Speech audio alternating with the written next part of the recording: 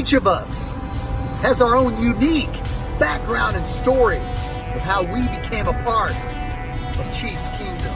Our reach is far and wide with fans all over the world cheering on our Kansas City Chiefs. Everyone donning the red and gold has figuratively signed that mutual agreement and come together for one common purpose.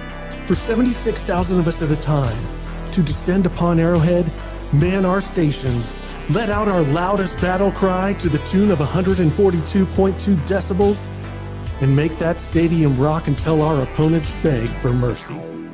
We are unrelenting in our pride for this city, these players, and this team. This is the show for the Allies, Arrowhead Allies.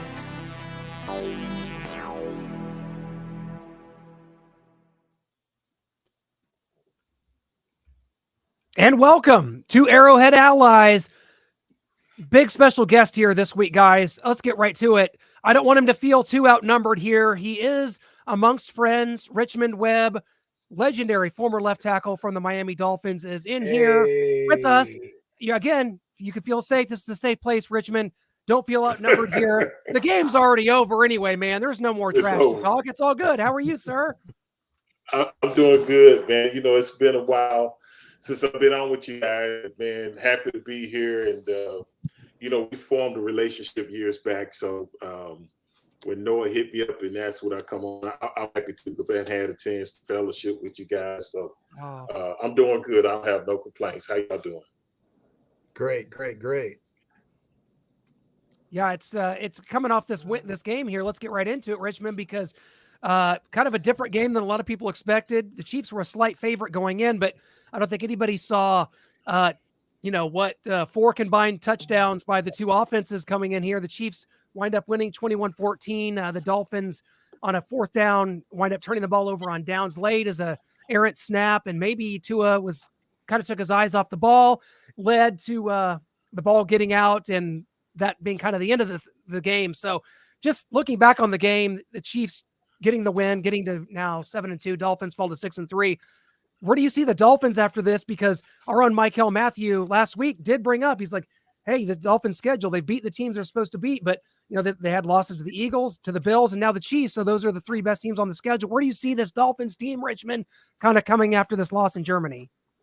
Yeah, I went back and kind of went over the stats of the game. And, if you look at it, it was pretty evenly, played game. You look at the stats as far as rushing, passing, the numbers are real close. And, you take away the turnover, the fumble recovery for a touchdown, and, possibly this game goes into overtime, but I know y'all don't want to take that away. But I think, sometimes when you lose a game like this, we have tremendous respect for the Chiefs. They've consistently been one of the teams at the top in the AFC, and that's kind of where the road to the Super Bowl has been leading the past few years. So I think once they go watch the film and match up, I think there's some things that we could have done better, not made a mistake. And you have a chance to possibly say, we can play with these guys. So, it was mid-season, and I think everybody's kind of stuff like that. But to see how you match up against them, we got a bye this week. And then, like you said, we got 4 of the last 5 at home. And then, put yourself in positions where you possibly can try to have at least one home game, in the playoffs. I think that's always key, is the home field advantage or trying to get there, but at least trying to do that. But I think it gave them some confidence to the point, like, if we can minimize some mistakes, that we can play with some of the better teams in the AFC. And I know a lot of the analysts focus on where they hadn't beat any teams with winning records and this and that. That is true if you look at it that way, but I look at it and I know from experience, you can get beat any given Sunday. If a team gets up for you and you don't play your best, you can get beat by anybody. So I think they'll approach it the rest of the way and just stay focused and try to get back on track. Hey, Richmond, thank you for joining the show. One thing that I was concerned about going into the game was Tyreek Hill, of course, but Raheem Mostert. I feel like he is one of the most underrated backs in the league in the past several years. I know injuries have really, bothered him, But with that aside, they got the running game going in the fourth quarter. Miami did, and they scored actually on Mostert running a toss to the left. But the Chiefs, for the most part, contained Mostert in that running game that the Dolphins have throughout most of that game up until the fourth quarter, especially on those like crackback like blocks and sweeps and tosses that the Dolphins like to run during the game. What was your thoughts with the Miami running game and the Chiefs defense and that matchup in that game versus the Dolphins and Chiefs? Well, like I said, I thought it was a good matchup. I think the thing that a lot of people mislook about the Kansas City Chiefs is their offense has been so dynamic for so long that I think this year the defense is much improved and a lot better. But most people still focus on Patrick Mahomes. You know, he's electric. I mean, he's just entertaining to watch, and he's one of the best quarterbacks in the league. So you got to pay attention to the Chiefs defense. They've made some, acquisitions on defense. Of course, Mr. Jones, that leads that front four up there, he's a dog. But I knew this would be a game you just come in and just be able to run through a team, this and that. But like you said, up until like the fourth quarter, I think most finally got some momentum going, and we kind of had the momentum going. But I think that third down, we had the ball looked like it slipped out of Tua's hand, and then the fourth down, it was a bad snap or something, and the game was over. But I think it was, we were heading to possibly have a chance to score. So that doesn't surprise me. I look at both sides of the ball in this net, but the Chiefs defense is much improved, and that's only going to help them when the playoffs come along. Richmond, you're a legend. I can't thank you enough for spending this time with us this evening.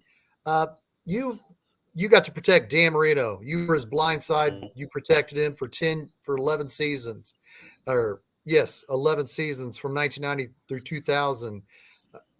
Okay, Marino was there till 99, so 10 if we're counting. Just making sure my math's correct. Yeah. Anyway. That's man math. Yes.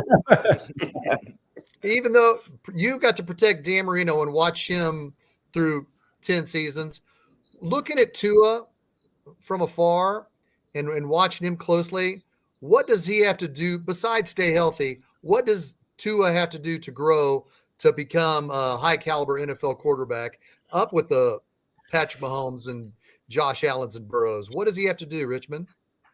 Well, I mean, if you look at Tua, even last year before he got hurt, he had the concussion issues, but he's a different quarterback. Marino, he's left-handed. He's a more mobile quarterback. Dan was a pure passer. He wasn't as mobile, but he could just sling the football. But I think Tua has established as one of the up and coming quarterback. And if you look at the time that he takes to go through his progressions, this and that, I mean, and he's pretty accurate when he throws the football. So I think he has the confidence. I think he has everything. It's just putting it together on a consistent basis. And, like you say, winning some of these games that we didn't win. But I mean, if you look at him, he I think other than a game or two, he's played pretty well. So I think he's knocking on that door. And I think if as other quarterbacks in the league that playing with him now, they would probably consider him one of the top guys, up and coming guys in the league right now. Hey, so Richmond, man, just question. Everybody's going to talk about the offense, and we know the offense is very dynamite with Waddle, with Hill, with Mostert. But the defense, like I think we were able to see some things defensively with a healthy Ramsey, with Xavier Howard there. Like, what is people talking over there about the Dolphins when it comes to that defense? Because I believe for that defense, it needs to step up. Like, we know the offense can score, but eventually they're going to get slowed down. And it has to be able to stop a team like Buffalo, like the Eagles, like the Ravens, and teams that they're going to face coming up. What are the thoughts on the defense with the returning players so far? I think that's one of the biggest things people really hadn't paid attention to. Xavier Howard's been beat up. We just got Jalen Ramsey back.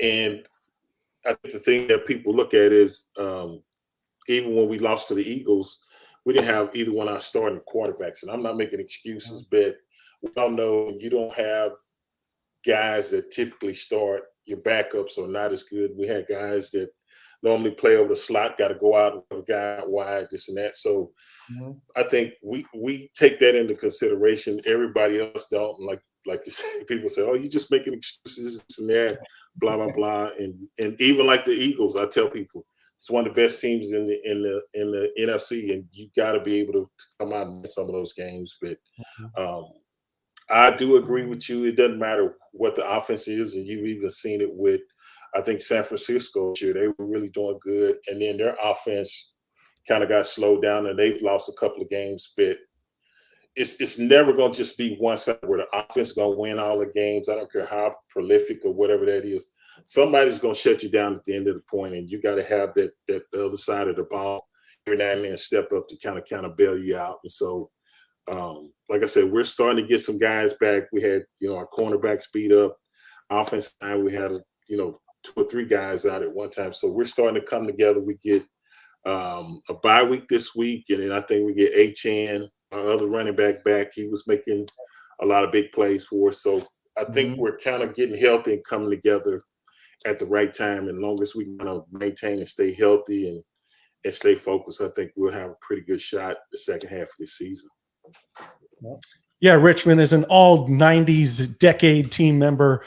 Just talk about that offensive line. I mean, Isaiah Wynn was out, Rob Hunt was out, and then you had Robert Jones in there, and he goes out. Talk about just kind of how big of a factor you thought that was against a formidable Chiefs defensive front. Yeah, it's always we got Connor Williams back, we got Teron Armstead back, which was good, especially when you playing a team, like the Chiefs and that. But we got a couple of those guys back. It was their first game back, and I think they did okay. I think the Chiefs did, like I just said earlier, they did a good job of kind of slowing our running game down. But that's going to happen when you play one of the top teams. But you got to go and make adjustments. It's a chess match.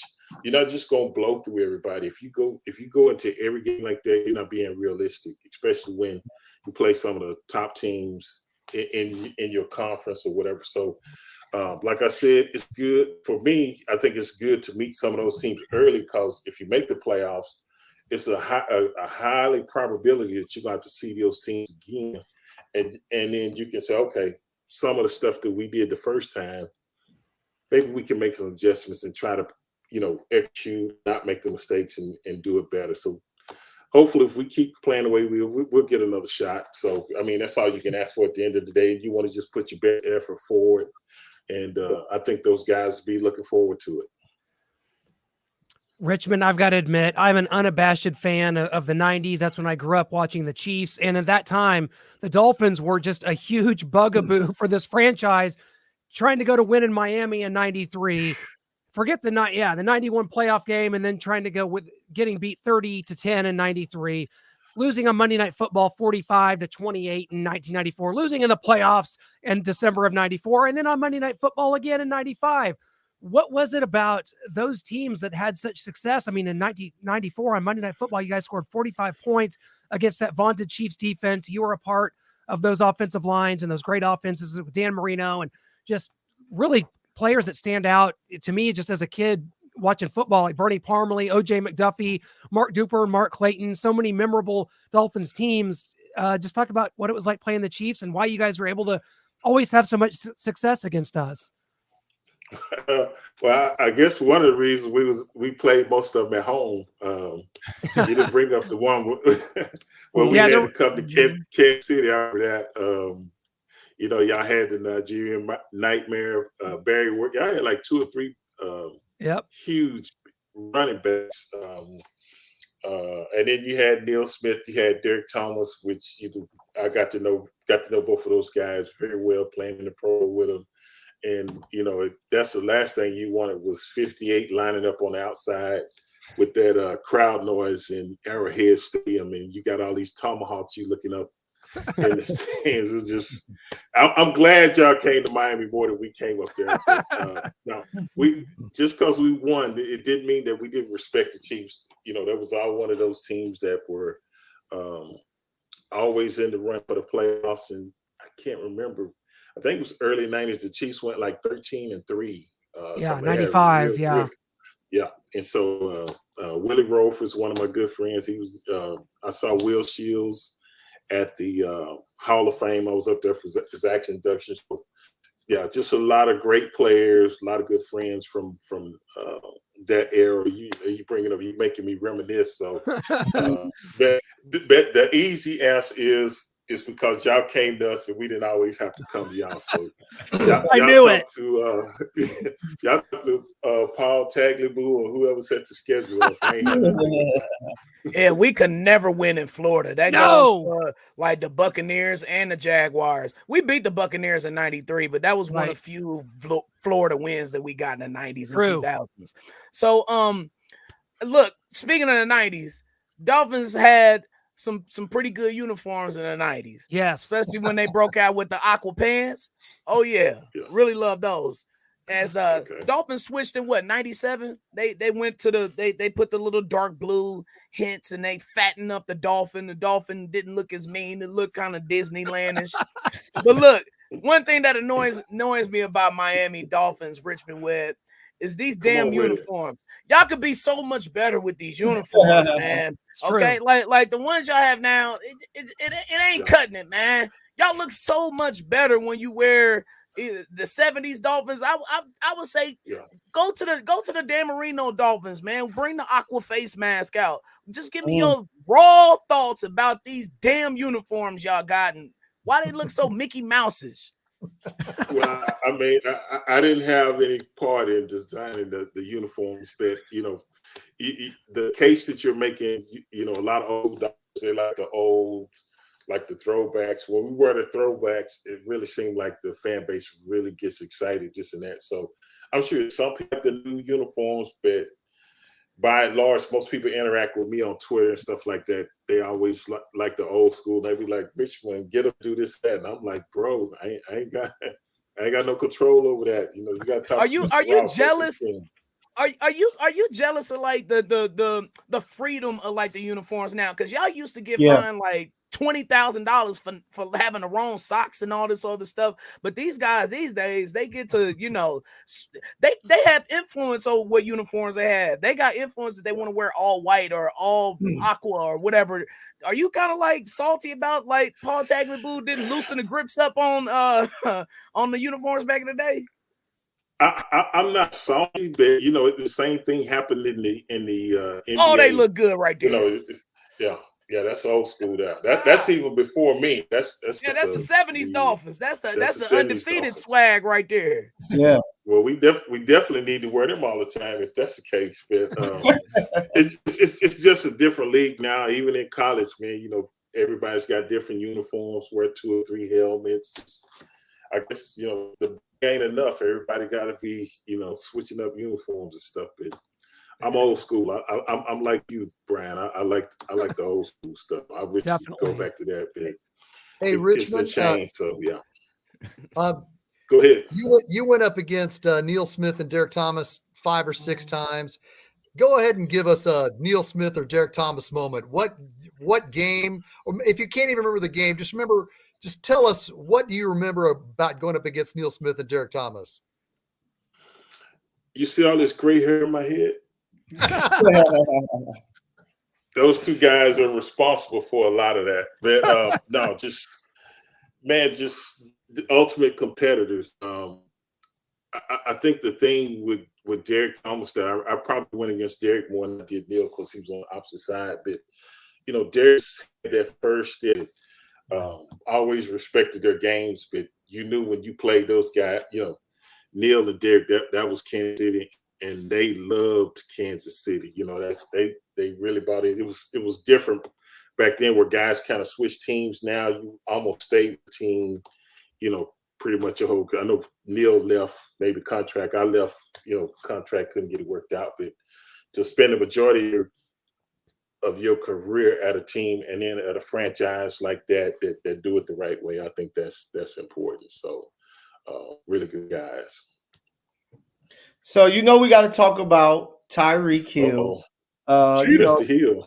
The former Chief, and Noah's probably gonna like this, but of course, as Chiefs fans, miss Tyreek Hill, everything that he brings, to the field and things like that. Can you just talk about the swag and the culture he has kind of brought to this team? He has his podcast. He's always talking. Miami hasn't had a voice or the attention on them like that since maybe Dan Marino. So can you tell me the type of culture he is bringing over that he was able to learn here from the Chiefs?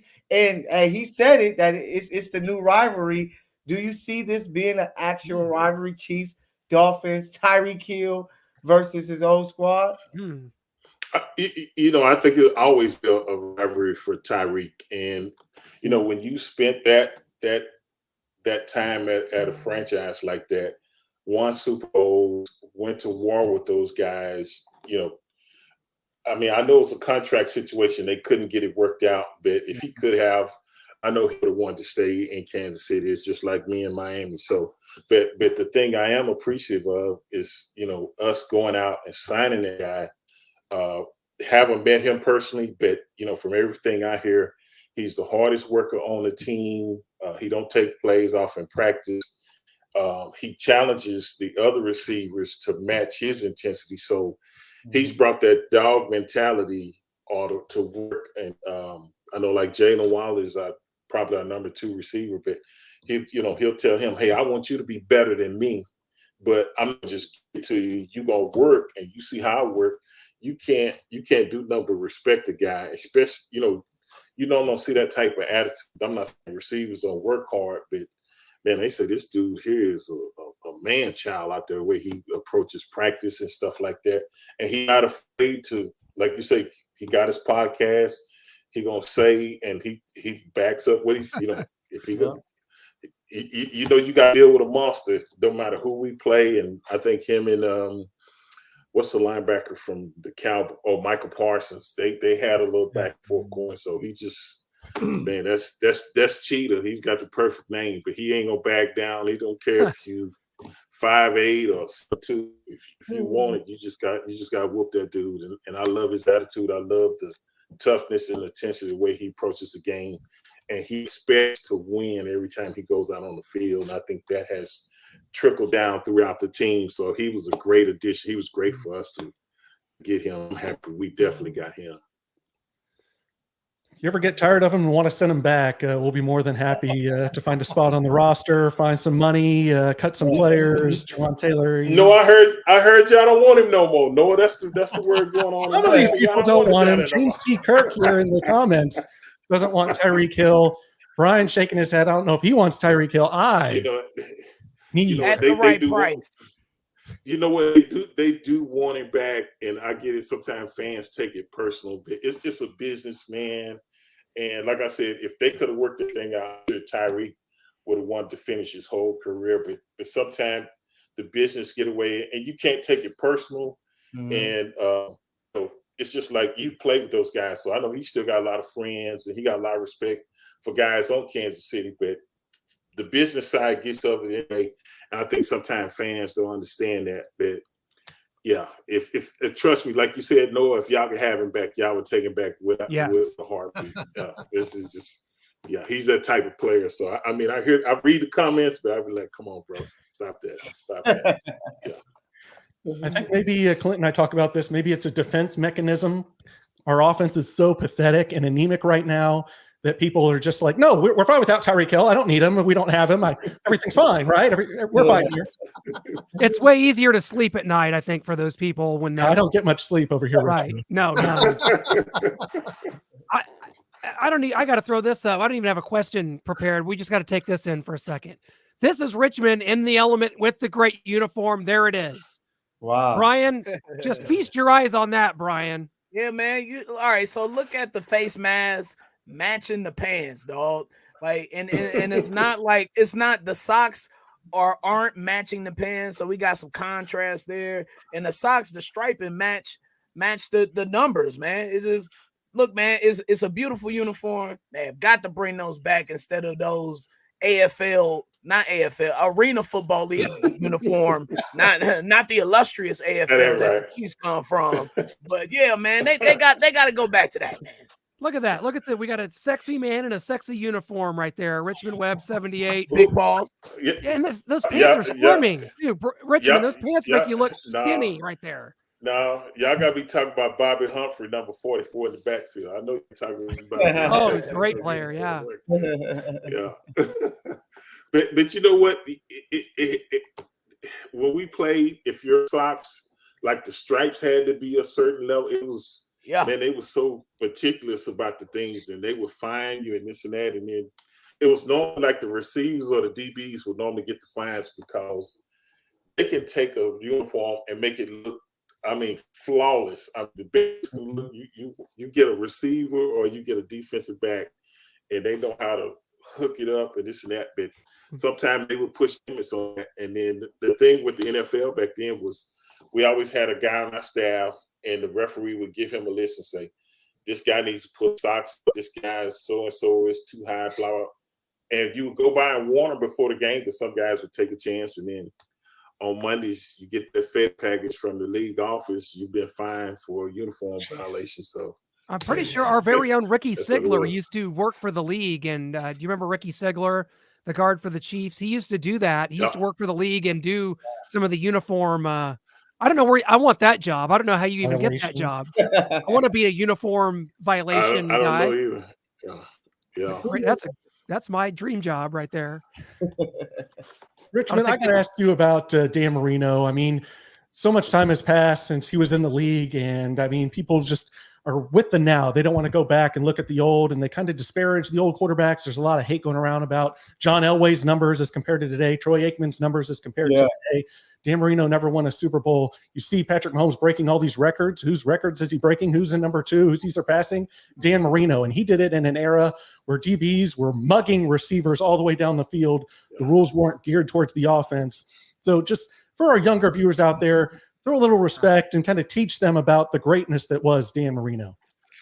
Well, and I mentioned it before, and you guys probably already know, but we were one of the few teams that football a lot back then. But if you think about the Kansas City Chiefs, New York Giants, Cowboys, it was a run-dominant football team back then. And that's why you see the receivers are probably more valued now versus the running backs, because I seen it was Saquon Barkley, there was a couple of running backs, and they don't want to pay the running backs. But before, the running backs used to get, they didn't want to pay the receivers. But the game has changed. It's more spread offense, 3 wide receivers, and you're throwing the ball now. So you see these numbers, and then a lot of time when you just don't see a guy play, you'll always say, "Nah, that was back then. You don't know this and that." It's like people watch LeBron James play, but they hadn't seen Michael Jordan play. But if you could go back and see, it was a different league. It was a lot more physical. In basketball, it was a lot more physical when we played. Like you said, y'all had like Albert Lewis, Cherry, Dale Carter. I mean, passing dogs out on the corner. So you was going to earn it. They weren't going to give it to you. And you could just jam a guy and run him in the sideline, or if it came to the middle and they didn't catch it, they was going to get hit anyway. And they was trying to knock a guy out. And a lot of times those type of plays will be momentum swings, but you can't play that way anymore. So some of the young people, they just don't understand. So I'll listen to them, but I'm not going to argue with them. But I'll just try to tell them. But yeah, it was a different league back then. I'll argue with them for you, Richmond. Don't worry. Hey, so Richmond, I was gonna ask, with Tua being a lefty, Tua Tagovailoa is a left-handed quarterback. Let's say you're a high-priced veteran left tackle who's due a big monster contract, and you're the left tackle. You have been protecting the blindside quarterback of a right-handed quarterback. But then your franchise quarterback, who they're going to thrust into position to be the quarterback, but you're the left tackle that's up for left tackle money. How would you or your agents handle that if they tried to say, well, you're not going to protect the quarterback's blindside now because he is a lefty? How would that work in your favor, and how would that go about if you were a left tackle coming up to get a big contract? Yeah, I think if you're a left tackle and you've already proven you're one of the top guys in the league at that position, I think that's not going to be a too hard of an argument that they're going to push back on. But if you're a guy you might have had maybe one good year and you're looking to switch teams to come there, they might say, well, yeah, you're left tackle, but we need you to play right tackle because our quarterback's left-handed and that's his blind side.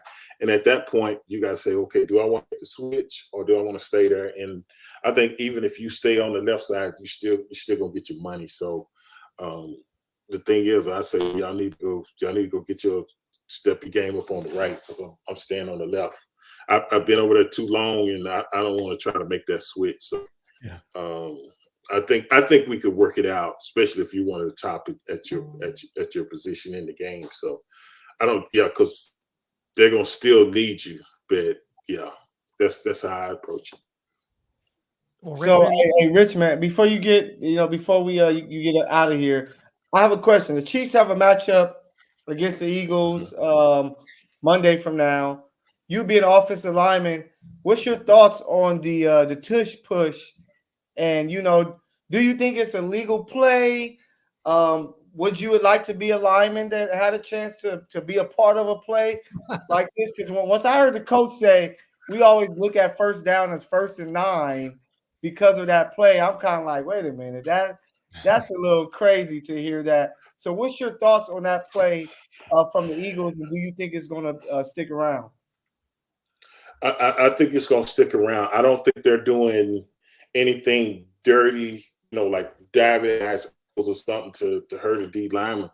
They've just perfected a way to submarine and Jalen Hurts in between Kelsey and the guard, and they just wedge their way and go up on there, and the guys behind them push them. And I'm sure they probably win 90% of the time, if not higher.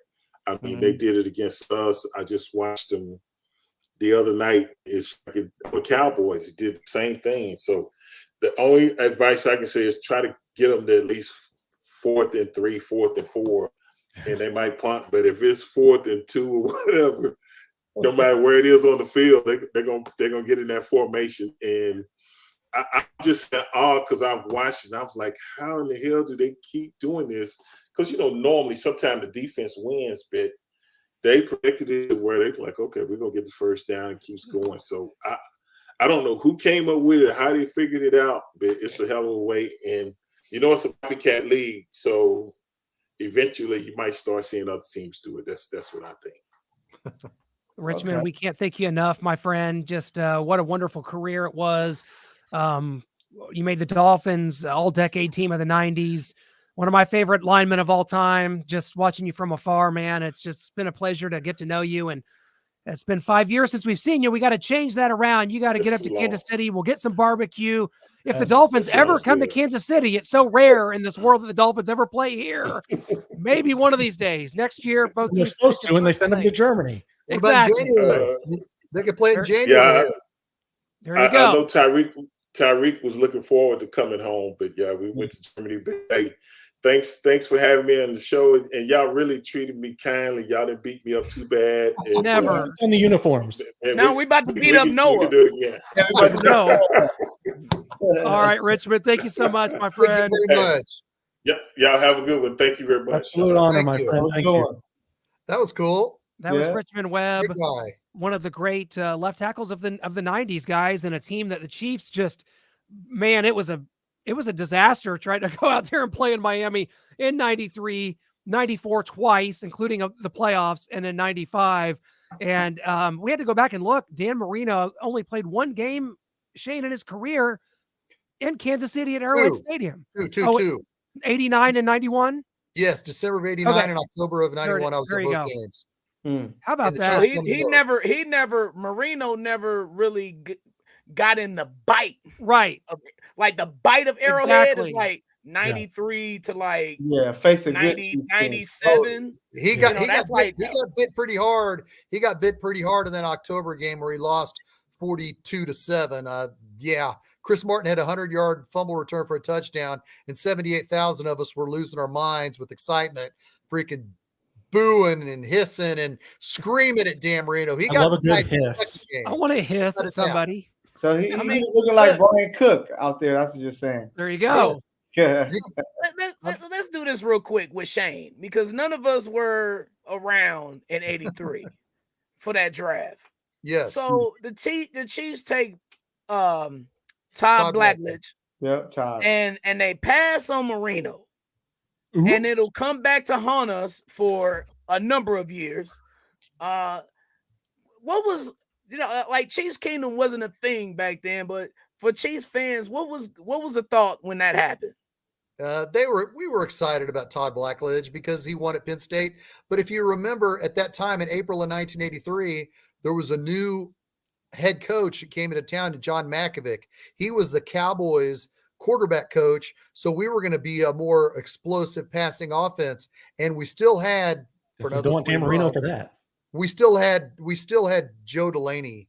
So in April of 1983, it was going to be a passing offense with Bill Kenny, who's going to mentor and tutor Todd Blackledge for his first year. And that was the plan. So we were excited. Yeah, there was a whole bunch of great. I was 13. There was a whole bunch of great quarterbacks up and down the lot. You know, of course, Elway was drafted first, but he played baseball for the Yankees because he didn't want to go to the Baltimore Colts. So we were glad we didn't get involved in that mess at that time. You're asking me at that time, April 1983. That's what I'm talking about. So we had John Malkovich, new passing offense with Joe Delaney, who was going to be our running back. God, it help him. God bless us all. He went and 3 or 4 months later tried to save some kids' lives. And, the Chiefs lost their best running back, not only best running back on the team, but probably one of the best running backs in the NFL at that time. So we were able to at least hope that the sky was bright under Todd Blackledge. And in 1984, Todd Blackledge's second year in the NFL, he won his first 2 games on the road. So it looked like, hey, this looks like the guy. Then they lost a hard-fought game against the Raiders. Then they started losing again. And John Malkovich, in my opinion, would take out Todd Blackledge too soon. When Todd Blackledge would start to slump, he would give him the hook quick and put in Bill Kenny. So there was never a time where Bill Kenny or Todd Blackledge got to grow because his leash was so short. But specifically to answer your question, Brian, yes, we were happy about Todd Blackledge at that time in 1983. National champion from Penn State, right? Yes. They won the national title. And, Dan Marino kind of slipped down the way a little bit. You had Jim Kelly going through a similar situation, got drafted into the World League at the time, or the USFL. I'm sorry. Yeah. And Dan Marino had some red flags too, as like a partier in college. And maybe took some substances here and there and marijuana. Some stories about that. Oh my God. God. Is using marijuana. I think we've heard some kids say they might have seen him use some marijuana. We can't take him. But back in 1983, the Kansas City Kings were bigger than the Chiefs. Right. So it was a different era. So Kings wasn't bad in '83 though. No, I enjoyed Kings basketball. I miss them. I can't root for the Lakers because the Lakers are Kansas City's arch rival. So when you guys start praising the Lakers, I get kind of mad. Yeah. Well, okay. So my justification, and I will wear some Kansas City Kings gear. You can believe that. But my justification, I wasn't born no time when the Kings was here. I was born a few months after they left. I was born in August of '85, and they left like May of '85 or something. Yeah. So I as far as my existence in my world, the Kings never exist. Yeah. Sadly, that is our lot. Us youngins. I'm almost 40. God, is that still going to be young at some point? Shane, just know we always have to keep you around, so we will all feel young. I'll be 54 the 18th. Ask yourself this: how old would you be if you didn't know your age? Oh, 10. 8. 94 was my peak of existence. All right, let's get to it. Let's get to what we do it. Speaking of 10, Trent McDuffie, round 1 versus Tyreek Hill. Wow. Knockout, first round. Give me Tyreek. You know what? It ain't even that, Shane. It was the 1-2 combo because Brian Cook, he was included. His pick was included in that trade too, I believe. No. So it was like, no. it wasn't. No. It wasn't. That was our second rounder that we took, Brian Cook. Sky Moore was the second rounder from the Dolphins. Oh, it was. Yeah, it was Oh, Sky Moore. Regardless, you've crapped on the defensive backs too. So Brian Cook can get some shine. He was running like he stole something. You know what I'm saying? We've seen that. We've seen that. The fastest chief all year. Too familiar. On Brian Cook. But no, but here's the thing. You in Veach we trust. In Veach we trust, fam. With Brian Cook, with Jalen Watson. I trust the whole team, bro. And okay, we trade a little bit of offense for some defense. You're always talking about balance. We have a dominant defense. We have a dominant defense. No, I just want balance, Brian. You always talk about balance. I just want balance. Here you go. We are Libra scaling you, baby. Okay, we are Libra scaling you right now because this defense ain't nothing to play around with. A lot of people were scared of this Dolphins offense, and they got a fluke touchdown in that game, by the way. Okay, when Patrick fumbled the ball and they got the ball inside the red zone immediately. Okay, so look, man, this defense has been spectacular all year. It's better than the Cowboys defense. It's better than the Eagles defense. It's better than the 49ers defense. You can talk to you blue in the face, but the Chiefs smothered the Dolphins the entire game. So look, man, a lot of that defense came from that trade and trusting Veach. You got to let the young guys swim. And them playing last year, I'm telling you, it helped out immensely with the bumps and bruises that we went through last year with the defensive backs, with the young guys struggling at times. But you saw they got it together towards the end. Man, it's paying off, and it's paying off in big dividends. And, man, it was poetic justice that out of all the guys on the team, Trent McDuffie got his fourth forced fumble in the league this year, and we ran it back for a touchdown. The first person who I text was Noah. I had to. Although Brian, I will say this. I kept texting you, and you got quiet in the second half. I didn't hear back from you. The offense shut down and stalled and couldn't gain a yard, and I didn't hear back from you. I was worried about you. I called the police. They told me I had to wait 24 hours for a missing person report. I was worried. I'm happy you mentioned the offense because we know that the defense dominated. They did their part. They're going to be tough to deal with the rest of the way. Like Patrick Mahomes said, the best defense that he's played with, probably the best defense in the league. Although he lied to us, he said the offense was going to get better. Yeah, and I trust him because I think this bye week is huge. It's going to help. And I really think that it comes down to a lot of penalties. Like the Chiefs offense has so many penalties that put them in a the Dolphins were the penalized team on offense. But the Chiefs are, I saw they're like top 5 or top 3 ranked when it comes to penalties all year. A lot of that comes on offense. And then a lot of that in the second half was just coaching. It was just terrible play calls. I don't know if it's Nagy. I don't know if it's Andy Reid. It was some bad play calls called. Like they're using Justin Watson in MVS more than any other receivers. Right. And those guys are the same guys to me. Like I don't. It doesn't make sense any to me. I like that they've risen the number of snaps for Rashee Rice, but I don't think that you can play MVS and Justin Watson together. Right. Like they can do the same routes, but they're going to have to decide who are our top 4 receivers that we're going to play. Rice should be one of them. McCoy should be one of them because he's a gadget guy. He can do that stuff and his speed. Then you can have either MVS or Justin Watson. Then you got to decide, are we going to play Sky Moore? Are we going to play Kadarius Toney? Because those guys, you can't use them as gadget guys. You have that guy. But when they can go out there and just play receiver, they can make some things happen. Like we saw Sky with the 2 first down catches in the first quarter or in the first half. We saw Kadarius catch a pass. But then you're looking at third downs and both of them are on the sideline with Travis Kelce to where I don't know what the hell is going on. That's why I think it's a perfect time for this to be a bye for the team so that the coach can say, who can we trust? Pat, who do you trust? And let's go out there and try to put up some points offensively. Speaking of Travis Kelce, he overtook Tony Gonzalez, only 14 yards receiving. But that was good enough to overtake Tony Gonzalez for number 1 all-time in Chiefs receiving yards. It's going between 2 tight ends because we don't do receivers here in Kansas City. You mean former Atlanta Falcon tight end Tony Gonzalez? No, he's a Chief, man. Don't do that. Oh, I forgot about that. I couldn't remember. I had to go to Photoshop to get that Chiefs jersey on him. Right. I heard something different. You know, fellas, that wasn't talked about enough for me. What Travis Kelce did. Because look, man, Tony Gonzalez for a number of years was the Chiefs' only weapon. Yeah. And even in the years when Priest was pound for pound the best player in the league, Tony Gonzalez still held his own, and he was no, plan B to Priest Holmes. He was a part of that triangle. And so Tony Gonzalez, he had, like, if you reminisce on his career as a Chief, there was some mind-blowing stats that he did. Travis Kelce has already overtaken.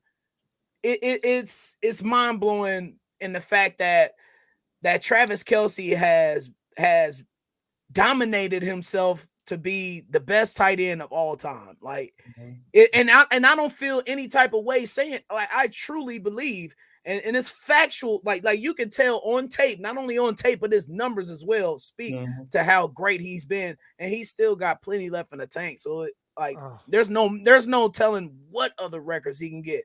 Total touchdowns, receptions, he got a long way to go. So, but man, what Travis Kelce did was I don't know. It wasn't talked about enough for me. It wasn't appreciated enough because what Tony Gonzalez was It's too early in the morning. Oh yeah, it was. And it was only 14 8:30. yards, so just like barely got the record by 1 yard. I never would have thought somebody would be better than Tony Gonzalez in a Chiefs uniform. I think that's the thing that sticks out to me the most. It's unthinkable. That's I never thought so many somebody would adjectives. be worse than Sammy Parker, but here we are. So, It's also true. That's called a give and take. And Noah, you were quick with that one, and you were correct. We have a couple Sammy Parkers, but Travis Kelce, guys, what more can you say about this player? And it was a weird game, to only have 14 yards in this game. The whole thing, Shane, I'm sensing some disturbing trends here. And I want to talk to you about just the second half. We saw this occur against the Chargers when the Chiefs built a lead, and I think only scored, minimally in the second half of that game, as the 9 points against the Denver Broncos. No points in the second half here, 14 in the first half. This is becoming a disturbing trend. Now, what we're finding is we have these arguments, defense, offense. To me, there's more than one way to skin a cat. This team goes and win at Super Bowl. Maybe this is the 2018 Patriots that goes and beats the Niners 13-3, like the Patriots did to the Rams that year. Maybe that's what this is, Shane, but I'm seeing some disturbing trends on this offense. And I think when Patrick Mahomes said that this is the best defense in the NFL, I think that what he was doing was challenging his offense to say, yeah, we have the best defense in the NFL. You guys want any of this? What do you think? Let's hope. Mike Hill, I want to address what Mike Hill and what Brian said real quickly by answering your question, Clint. Brian said there's a lot more left in Travis Kelce. I hope so, because like me and Clint talked about with Lance Twidwell and Rich Baldinger on Kingdom Kickoff Sunday morning, it seems like Travis Kelce's going off the field on a lot of important plays. And what Mike Hill was saying, there's way too many third downs where Sky Moore, Kadarius Toney, and Rashee Rice are standing on the sidelines with Travis Kelce, so putting out MVS, Justin Watson, Noah Gray. I don't like that. I don't like that because there's a problem here on offense that Andy Reid doesn't take the blame for. In years past, when the offense would struggle, answering your question now, Clint, in years past when the offense would struggle, it would be, what's wrong with Eric Bieniemy? I don't like Eric Bieniemy. I don't like Eric Bieniemy because nobody ever wanted to blame Andy Reid. But boy, if there was a creative play, everybody would say, "Oh boy, look at that Andy Reid pulled that one out. Andy Reid's such a genius." Well, now it's kind of fallen at Matt Nagy. Okay, Matt Nagy, why are these receivers? Why are there so many? Why is there this different wide receiver package that in different moments where you don't have any playmakers out on the field at all? Now, I know Sky Moore, he caught a couple of important passes Sunday. There needed to be more of that. We need whatever high upside of Sky Moore that we have. The only slant pass thrown all day Sunday was from Patrick Mahomes was to Kadarius Toney. He got 18 yards. It was great. Then Kadarius Toney's off the field. What did he have? 7 snaps? I think 7, yeah. Yeah, that was his only target. Yeah, that was his only target. So we're in a situation now. And thank God that this bye week, because we got to step up. We got to step up this bye to work out this problem, because it is a problem. Like I said, nobody's going to blame Andy Reid. They're going to say, what's wrong with Matt Nagy? I don't like this. And against Vic Fangio's defense, Patrick Mahomes has always struggled when he was with Denver. Look at the games in 2020, 21, and 22. They were games in the fourth quarter. Even when Drew Lock was quarterback, it was nip and tuck and it was low scoring because of Vic Fangio. Vic Fangio had a great game plan, even though he was down 21-0. So I give Vic Fangio a lot of credit for that. But this near collapse falls at the feet of Andy Reid and his coaching staff with Matt Nagy, and most importantly, Dave Tobe. Dave Tobe has been on McCole Hardman's butt so much about not letting the punt go over him at the 10-yard line. He's now taking punts at the 5 in Denver and fumbling. He's now taking punts at the 1-yard line and starting that last drive the Chiefs had on offense down at the 10. Okay, that was a problem. That's one of them. Then with the game on the line, 2.5 minutes left in the game, it's 3rd and inches.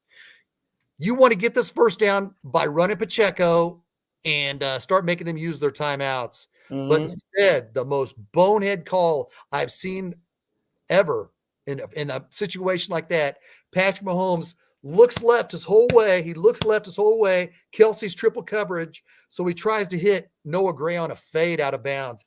And when Patrick Mahomes went like this and walked off the field and we had to punt, I went, oh crap. Yeah. The Dolphins Okay, I'm going to wrap it up, Brian. The Dolphins are going to go down here. Dolphins are going to go down the score and get 2 points, because I thought that was the most bonehead play. Go ahead, Brian. Yeah, man. Let me have this dance, because clearly we miss Eric Bieniemy. That's the answer right there. It is the offensive coordinator. You can't tell me that Matt Nagy is on this team and he doesn't have any influence over the play calling or any influence over the game plan of what we do. And another thing I don't understand is the Chiefs be seeing these defenses on tape. You see them all the time. And I get, like, we had the best player in the game, Mahomes, but damn it, run the ball, bruh. God, like, I really want to curse right now. Like, and like, we can't. My mom's watching. Sorry, Mrs. Schweitzer, I do not want to disrespect you at all. But look, She's man, not. it's a certain attitude and it's a dedication you got to have to the run game. And here we are. We got like baby Marshawn Lynch. I think Chris Collinsworth compared him to Marshawn Lynch, and I can see it. The excitement, the explosiveness, the speed. He has it all, and we don't use him. We look at this right here. Look at this tape. I saw this earlier too. Look at come on, man. It's like me in high school basketball class. I wasn't good at shooting, so I had to dive out of bounds and save a ball. That's how I guarded everyone right up next to him. They hated me. We played on the same team one time. Remember that?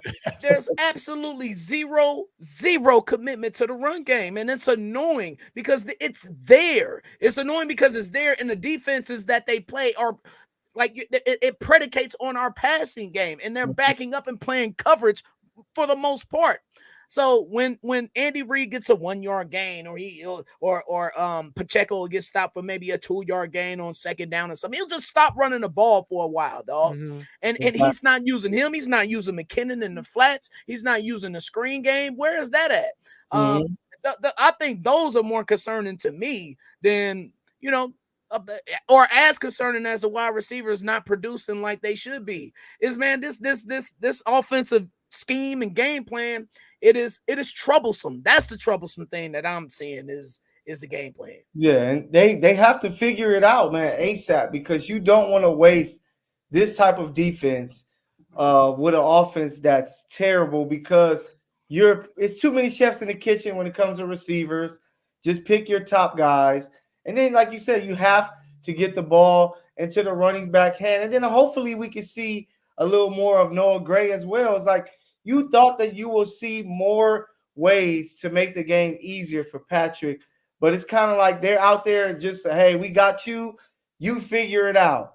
And I don't know if you guys are watching USC football, but they're doing the same exact thing with Caleb Williams, and it's so much tougher for him. And they're doing the same thing with Pat. Let him know which guys are going to be out there so he know who he can trust, who's going to get open, who's great at what these type of routes are, and give the ball to Pacheco, because the guy, even if he stopped for 2 or 3 yards in the fourth quarter, they're going to be feeling that on defense, and they're not going to want to tackle him late. So hopefully, man, they really take advantage. And that's the dedication to the run game that I'm talking about, Michael. That right there. If you dedicate yourself to that run game, not only does it benefit Pacheco, not only does it hurt the defense, but it gets your O-line going too. Yeah. Yeah, and this offense is struggling here. We have Chiefs have played 103 games with Patrick Mahomes. Among that sample today, ranked 101st in success rate. None of Chiefs' 9 games so far rank in the top 50 for a Mahomes start. And then you've got Trey Wingo out here throwing blows. The Chiefs' offense is broken. They scored 14 points. The other came off a scoop and score. They've scored 24 points 6 times this season as opposed to 3 all of last season. Yet somehow they got into their bye as the number 1 seed in the AFC, and that somehow is this defense. But the offense is down around the league too. Let's talk about that. We have not talked about how the defenses have caught up to the offenses this year. Yep. That's true. Look, man, could it be some rule changes in the offseason? No. You okay? Let them ratings go down and see what happens. They're gonna adjust something. So that I'm concerned about that. But defenses are balling throughout the entire league. Scoring is down, yards are down. Hopefully viewership isn't down though. No, it's not. No, viewership going through the moon. 9.6 million viewers, most watched NFL Network international game. 94 share in Kansas City. 94% of TVs in use were tuned to Chiefs Dolphins. That is an insane number, maybe because it's early in the morning and none of the news stations have their good morning show on. So I guess I have to watch the Chiefs. That's what's on. What were the other 6% doing? That's my question. Yeah. Well, I just think that, Patrick Mahomes is Showtime. That's what they call him, Showtime. Everybody want to see this guy play. Then you got Tyreek on the other sideline who's been talking all off season that it was one of those games that everybody that I knew that are football fans that usually just watch their team if their plan was like, hey, yo, I'm going to be up early for this one. Because, a lot of people expected it to be like a 30-33 type of game. So it was such a surprise to see, a 21-14 game. It just let you know how good the defense is and just let you know that this offense needs some work. But the fact that the Chiefs are winning, at the end of the day, it's all about getting dubs. And the Chiefs are doing it 7-2 going into this bye week. It's just scary to the league. Like, if they do figure it out offensively, what the hell do we do against the Chiefs with that defense that's so scary? And Nick Bolton is going to be back later in the year. Like, it can be scary times, but it's going to be – this is the year that is truly Andy Reid. You have a chance to go back to back. If you can get to Matt Nagy, you can get to Patrick Mahomes and fix this offense because this defense looks like it's truly for real. Yeah, Lance came in here. Lance is talking about how in 2021 the Chiefs are 3-4. Everybody thought Mahomes was broken, and I'll get to you, Brian, right after this. Please, yes. Yeah. And they turned it around, and he said it's not EB or Nagy. It's not EB being gone or Nagy being here. It's about no difference making wide receivers, which is I'm kind of on board with, but I do think we could use EB getting in that ass. Oh, most certainly. But let's go back to 2021, Lance, when your so dear friend Tyreek Hill gave away 2 tip interceptions. One I know went for a touchdown against the Bills that sealed the deal on that game in 2021. So I'm not blaming EB for that. The Chiefs would be 9-0 right now if not for these receivers giving 2 games away. But there's also that. Wait, but I agree with you that Tyreek did do. Turnovers versus Denver wasn't all the receivers. It wasn't all the receivers. Wasn't? Not 5? Well, what do they call it? Was it 2?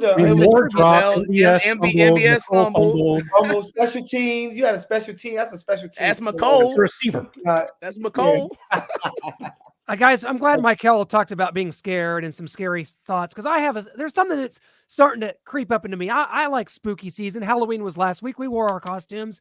There's something that's starting to scare me just a little bit. And let me tell you something, ladies and gentlemen. It's time for all of you to get scared. Burrow and the Bengals are back from the dead after what was it, a 1-3 start? Now they're 5-3. Here they are, 5-3, and it's going to be a weird situation with the AFC North, considering right now every AFC North team is in the playoffs. I don't think that's going to stick. Noah and I talked before the show. Don't really think the Steelers, maybe not the Browns, are going to make it to the finish line here, but the Bengals are playing extremely well right now, and there you see the playoff picture. Here is the That's a Chiefs. nice That would graphic. be lovely. Two That would seeds, be so. lovely. It's a nice graphic. Yeah. I don't- But So look, man, I told y'all, man, we not scared of no Dolphins, and you Nope. saw what happened. There's no reason to fear the Bengals. They need to handle business in their own division first before they see us. Are you serious? They gotta see Cleveland, they gotta see Baltimore, and they gotta see Pittsburgh. Pittsburgh ain't no easy win. They By got no means. at That is a Jacksonville. fist fight. That's a fist fight. So look, man, yeah, the Bengals do look better. They look okay. They look like themselves. I knew the Bengals were going to be good. I know you guys knew they were going to be good. I didn't think they were going to be trash forever. And clearly, that injury for Joe Burrow was an issue earlier in the season, and that's what held him down. But Jamar Chase now, he's got back issues. Not sure if he's going to play this week. But with that being said, look, man, they got to handle their own business first, because right now Baltimore is looking like the bullies in the AFC North, not the Bengals.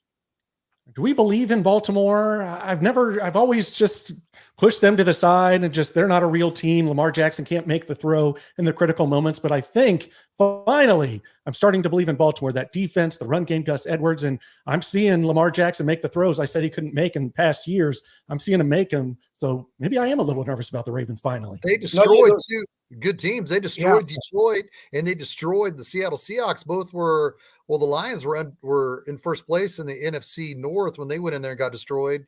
And the Seattle Seahawks, I think they were tied for first when they went in there just 2 days ago and they got destroyed. So they're winning convincingly at home, but they did lose an ugly game at Pittsburgh. Yes, and Indianapolis. Oh, good Lord. What the heck? Those two losses on the road were just like total head scratchers.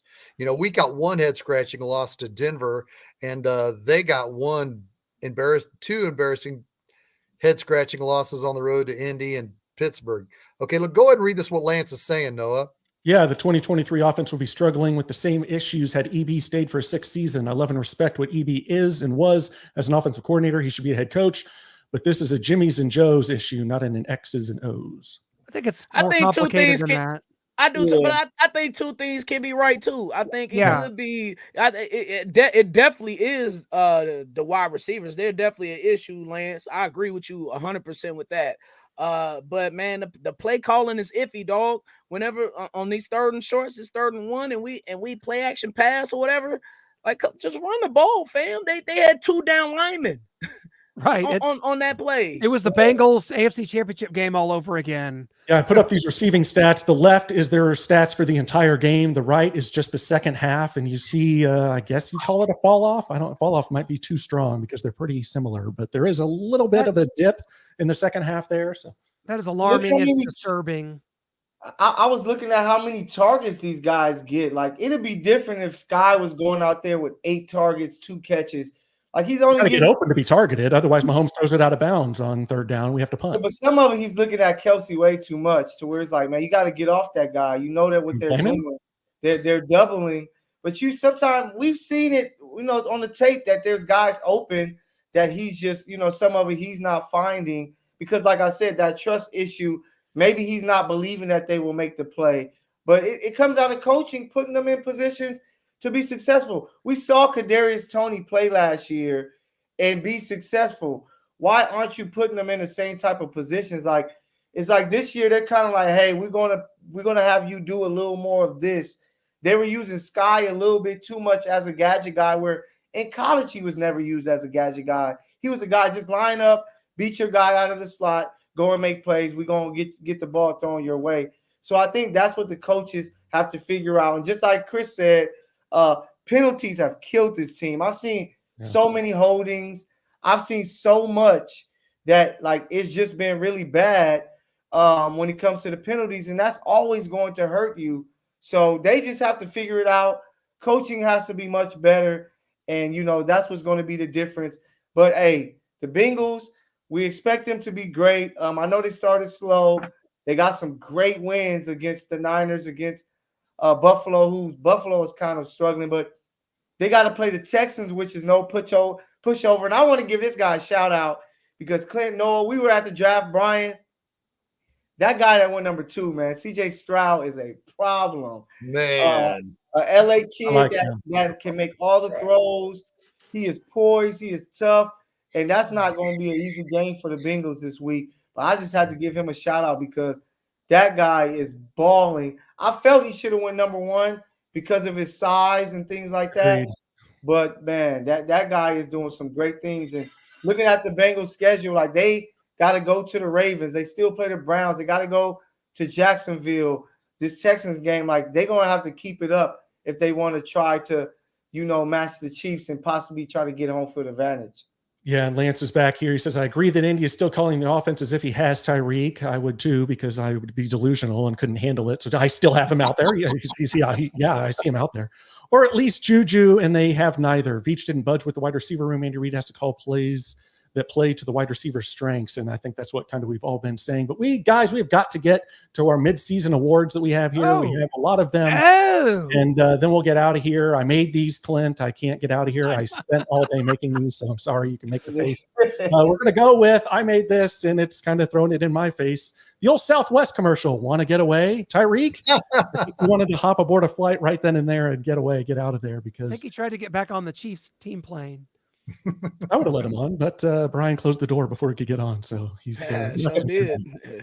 Peace. And Josh Allen, always a bridesmaid, never the bride. They're standing outside at Super Bowl 58, and he's not allowed in because he cannot win in the playoffs. Sorry, Josh. Yeah, they just, I don't know what it is about them. They just look like a team. I'm trying to think NBA terms. They're like that old Sacramento team. Brian knows what I'm talking about. Yes, the 2002. Weber. Yeah, Weber. the 2000 they got talent. If they can just get past this hump, man, maybe they can make a run, and they never did. So the Lakers and Spurs ran the West, and that's what it's like with Buffalo. I don't think they're ever going to get over the hump. Thank you, Lance. Great show, fellas. Proud to be a part of the Starcade family. We're happy to have you. Thank you for joining us on pregame on Sunday. Appreciate you, Lance. Some more out loud. If we could. Yes. And what are we? 8 seconds. Everybody knows the Luke Perry film, 8 seconds, right? No? But anyway, the Jets season lasted 8 seconds. For number 8, Aaron Rodgers tore that Achilles 4 plays in. Oh, no, we suck again. Yes, you do. Getting killed by the Chargers. Come on, nobody can get killed by the Chargers. Yeah. That was pretty bad. For the receivers, cry more, Chiefs wide receiving core. It is not looking pretty there. Hopefully they can get it figured out. Michael, you talk about the bye week. Brian, them getting things figured out, calling things that these guys do well. I'm not sure what those are, but they've got to be something. So hopefully they can get those figured out and call those. Because the honest truth, Rice looks like the Juju. Like he looks like he fit that role, but they just don't give him enough targets. Had like 17 yards. They definitely should have got him the ball more. I agree with you that Rice is the standout. I know he's a rookie, but they got to get him involved more. They got to get him more snaps. And here we got not Miracle on 34th Street as we're heading into the holiday season. Miracle on 8 Mile. Jared Goff out there in Detroit got the Lions atop the NFC North 6-2. Nobody would believe it. It is a miracle. And then the Niners have lost 3 straight. Fool's gold after that Cowboys game. Brock Purdy went from plus 2,000 to plus 700 in the MVP voting. And sorry, you've thrown 5 interceptions in 3 games and lost all 3. So, hey, can I say this about Brock Purdy? And just the NFL period, there's a lot of guys that fits in this mold I call the Alex Smith quarterbacks, and he's like the head of that. And if everything isn't going right, he isn't going to win, and that's what we're starting to see. I think I would put 2 in there. Rex Ryan said he's the next Joe Montana. I've just got to go with that. I have one quick one from Jag to Dog. Let's give it to our own Justin Reed, guys. Yes. Okay. You want to talk about a player that's completely transformed from a year ago to now? You see the numbers there. He's got a tackle for loss. He's got 42 tackles, an interception, a forced fumble, sack. and a sack up there. He has really also helped transform the mentality and become a leader for that young secondary. And you saw the physicality. He had the tweet.